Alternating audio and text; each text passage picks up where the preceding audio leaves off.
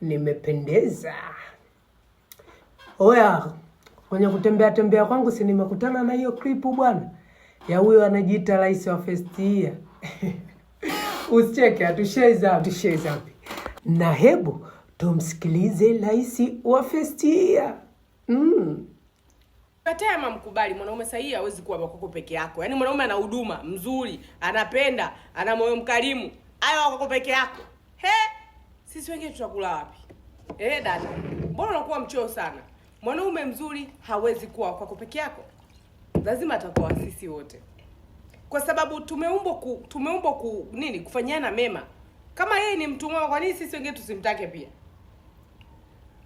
Mtu anamwacha mwanaume sahihi, ana wanawake wengine. Sasa sisi tuwafuate wale wabaya. Wale wabaya lazima atabaki na watu hao. Sisi tunamfuata kwako kwa sababu ni mwema. Kwa ukitaka mwanaume mzuri sahihi, jua tu na sisi tunakuepo kama kifungashio. Yaani you should never leave your boyfriend kwa sababu yetu sisi. Wengine ni mashabiki. Bana, tumemsikiliza rais wa first year. Anasema wao ni kama vifungashio. Cheka tujue safi. Hivi unajua kuna kitu ambacho mtu kirahisi huwezi kuelewa. Ila hivi unajua kumpata mwanaume sahihi ni kazi kuliko unavyodhania.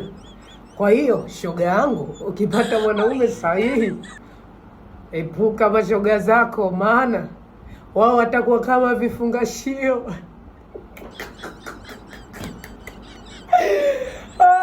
Usisahau kusubscribe, usisahau kushare, kucomment, na usisahau kumtagi rafiki yako mmoja ili na yeye pia awe kifungashio kwenye pakeji yako.